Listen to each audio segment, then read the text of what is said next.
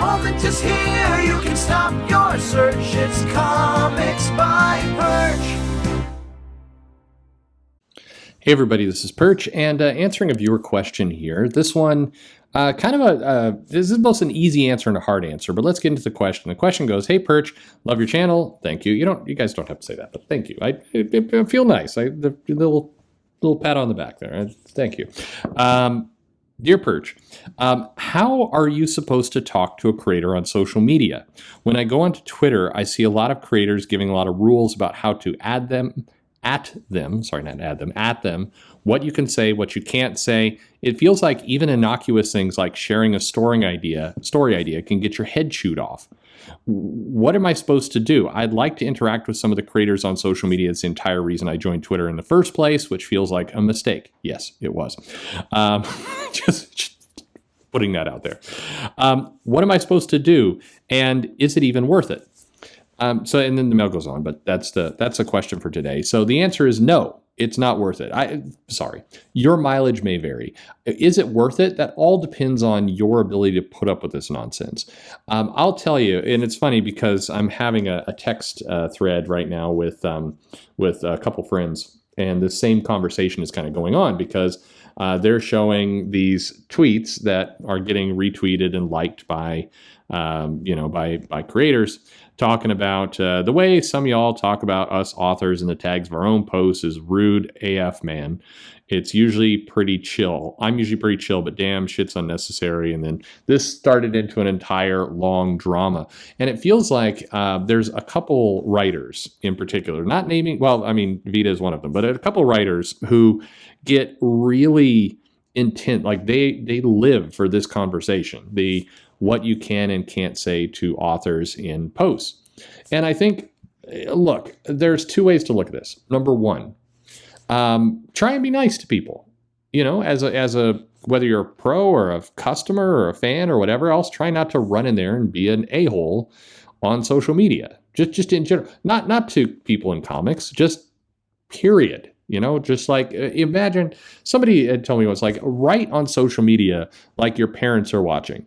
And that may not work because some people have terrible parents. But anyway, write like you're your employer is watching, or your parents, or a friend. Like, do you want to come across like a dick? And absolutely, I see people come running in to make dick comments. For example, I'm having a conversation, and I'm joking around with Jeff Thorne because his comic covers are in no way reflect the interior of the comic, and I find that hilarious and ridiculous at the same time. And people will come in going, "Fuck that Jeff Thorne guy. He blocked me, and I hate that Teen Lantern, and he can," and just come in guns blazing. And even if you dislike the guy, even if you dislike his run and everything else, you sound like a dick. Because these tweets, when they're read in isolation, they sound crazy. Okay, so try, your best not to lose your temper and act like an asshole on social media. That's goal number one. But beyond that, just recognize that Jesus, what's going to happen to some of these people who are aggressively policing what people can and can't write in social media? People just stop writing. Whether anyone wants to acknowledge the fact or not, and it is hard for a lot of, I think, people in comics to acknowledge this fact, they live at the behest of the customer. If you are super aggressive, you bite people's heads off every single time, eventually, you'll go through a period where you'll get more attention, which is where a lot of these people are living right now, where they get a lot of input because they rile everybody up. But eventually, people just tune it out. They get tired and they're like, you know what, it's not worth the drama. I want to read some comics and I'm tired of having a fight every single day. So they just stop. And then eventually, that person just slowly stops getting work. And you might say to yourself, no, there's a lot of hostile like, what about Dan Slott? Well, Dan Slott didn't necessarily start out this way. He built up a very large following. He had some very successful comic runs. And now he acts at times like a prick on social media, but he can because he achieved a certain level of popularity. Now, granted, I think in the long run, that still hurts him, just like I think it hurts everybody. But you look at some of the people who kind of appeared on the scene, say 3 years ago and 4 years ago, maybe. And a lot of them are already in the twilight of their career. They're already vanishing off the other side. There's probably a lot of reasons to that, one of which they just didn't ever capture the imagination of their customers. But another reason is they made it too difficult to just interact with them on social media. They made it painful to interact with them. If you make it really painful to interact with you on social media, people will just eventually stop. They'll toy with you for a while. And I think a lot of people, that excites them, this idea that oh, look, I've got a good fight going. And they enjoy that kind of back and forth. But eventually people just tune out. And and when they tune out, the work kind of disappears slowly over time. But this breaks one of the narratives, by the way, that people say about comics and agendas and other things. Is if you look at the people writing comics today, you'll notice that at the big two and kind of big profile projects, you don't see people like Gabby Rivera or Max Bemis or Mags Visaggio. You don't see those people writing comics. Now, why is that? Well, because their work didn't move a lot of units, and they became slightly more of a pain in the ass to deal with than was necessary.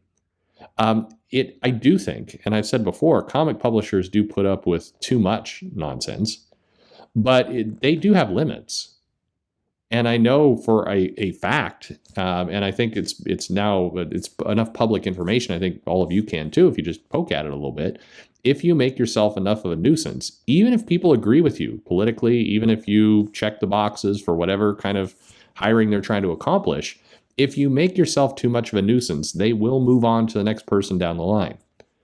Now, granted, I mean, it would be really nice if they moved on to people who could write good, talented arcs and skills were great, but that's a whole other problem. But if you make yourself too much of an annoyance, if you fail to capture your audience, people go away.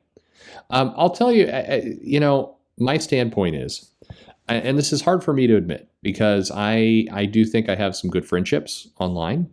I think I have some people who I've come to know certainly over the last 2 years that that grown into really nice friendships. There are other people who predate that I talk to and hang out with, and I've really enjoyed that. But by and large, a lot of the people you interact with on social media, they're very surface level relationships. They don't go anywhere, and it doesn't really matter. That's if you find yourself investing a lot of time into those relationships, you're wasting your time. I bluntly, I think going in there and if you put it this way, if you're on Twitter, something that is meant to be entertainment, it's meant to be communication, it's meant to be fun. And I think this is something that a lot of people forget, particularly about social media. Social media is not a job. If it feels like a job to you, you're doing it wrong. I remember it's very similar, just kind of as an analogy. There was a while I was trying to get platinum on all the trophies on my PS4, I think at the time. Now it's PS5. And I was like, I got to get platinum. And I would find myself playing games I hated long after I thoroughly disliked the game. Like you're running around and you're playing Uncharted and you're like, all right, now I've got to collect the various pottery shard pieces from every level that are hidden in corners. So I'm like, I'm reading a guide and I'm like just trying to drudge my way through this level just so I can collect 5 billion pieces. The Lego games were like that. I for whatever reason, I got into playing like the Lego Avengers because I'm a comic nerd. And it's like, now you have to collect every dot and everything at gold. And it's like, I found myself hating the whole game experience. And so at one point I asked myself, why am I doing this? Because the game is meant to be fun. And yes, I want the platinum trophy and that's nice. I want this little digital artifact in my account. But I'm miserable playing this game. And if I'm miserable playing a game that's meant to be fun, what is the point? And I think with social media, it's very similar. These dialogue boxes of like, who can you at and who can you talk to and can you share an idea? And if you don't share an idea, then you're wrong and everything else. Why bother? I mean, just why bother? I think some of these, some creators who get really intense about this stuff, you can only talk to me in this exact way. Don't. I mean, just bluntly, why would you? What are you getting out of it? There's nothing you're getting out of it. I bail. So I don't get in a lot of these threads. I don't talk to many. I talk to creators who are friends, and I will chat back and forth with them. But like the first time a creator wants to tell me, you're talking about you talk about me in the wrong way, I'm out. I'm sorry. There's just no point. And again, this isn't to say that you should go into anyone, not just a creator. I mean, that's there's a tweet out earlier saying you guys shouldn't yell and be rude to creators. No, you shouldn't yell or be rude to anyone. Anyone. Like if you're going on being an asshole, it doesn't really matter who you're being an asshole to. You're an asshole. So, what are you even doing here with this stuff? I think you're wasting your time putting up with that. And there are certainly some creators out there who are posting kind of their work and behind the scenes stuff. But if you find that the person you're following is all hyped up into drama and they want to really get into what you can say and when you can say it and who's saying this, and you feel like there's different clubs, and if you're within this circle and you can say a little bit more than if you're in this, I mean, screw it. I'm out. It's not worth it. All of those things are they're distractions for enjoying comics.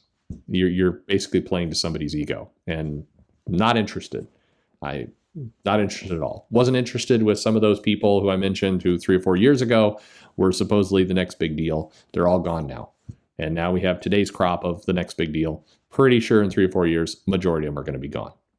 There will be a new flavor, new version. I don't know. Find the people that you get something out of. Again, it's meant to be fun. It's meant to be entertainment. It's meant to, you're supposed to get value out of it. If you're being told how to talk, when to talk, I don't know. Your mileage may vary, but I'm out. So how about you? Let me know your thoughts in the comments below. Like and subscribe, of course. And thanks for listening.